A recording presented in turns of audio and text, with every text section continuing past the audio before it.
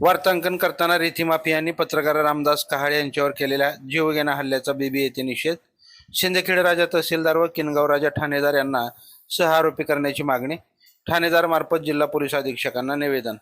बुलढाणा जिल्ह्यातील शिंदखेड राजा तालुक्यातील दुसरबीड राहेरी येथील अवैध रेती वाहतुकीच्या संदर्भामध्ये राहेरी येथील ग्रामस्थ उपोषणाला बसलेले असताना वार्तांकनासाठी गेलेले यूट्यूब चॅनलचे ज्येष्ठ पत्रकार रामदास कहाळे यांच्यावर अवैध रेती माफियांचे वार्तांकन का करत आहे, टिपरचे फोटो का घेत आहे म्हणून काही अवैध रेती वाहतूक करणाऱ्या गावगुंडाने तसेच संबंधित ठेकेदाराने मारहाण करून जीवे मारण्याचा प्रयत्न केला होता. या संदर्भामध्ये बीबी येथे दिनांक 23 रोजी ठाणेदार चंद्रकांत पाटील यांच्या मार्फत जिल्हा पोलीस अधीक्षक यांना निवेदन देण्यात आलं आहे. या निवेदनात म्हटलं आहे की पत्रकारांवर हल्ला करणाऱ्या आरोपींना व त्यांना पाठीशी घालणाऱ्या सूत्रधारांना तात्काळ अटक करण्यात यावी. आरोपीवर पत्रकार संरक्षण कायद्याअंतर्गत तसेच अन्य अजामीनपात्र कलमानुसार कडक गुन्हे दाखल करण्यात यावेत. हा खटला जलदगती न्यायालयात चालवून आरोपींना कठोर शिक्षा होईल याची खात्री करावी.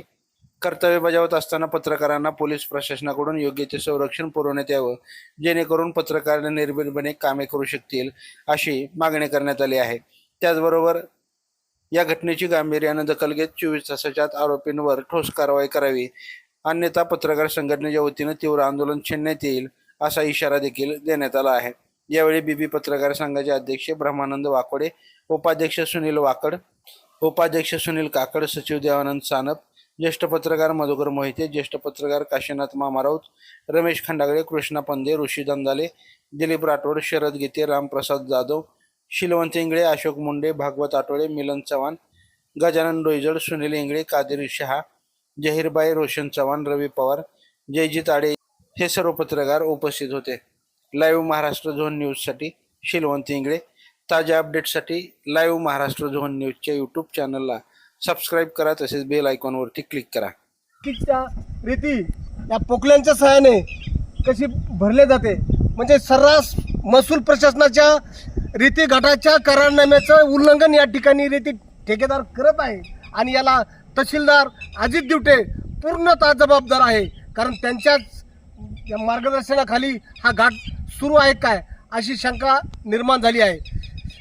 बाजूलाच ही रेती घाटाचं अनधिकृत चालत असल्यामुळं बाजूला उपोषण बसलेलं आहे. उपोषण बसलेलं असताना सुद्धा हे रेती सर्रास या ठिकाणी उत्खनन सुरू आहे. नेमकं कोणाच्या भरोशावर उत्खनन सुरू आहे असा प्रश्न या निमित्ताने पडला आहे. बघा आपण हा रेती घाट कसा चालू आहे.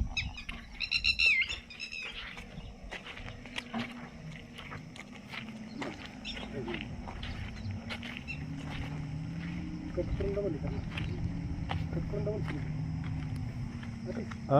करून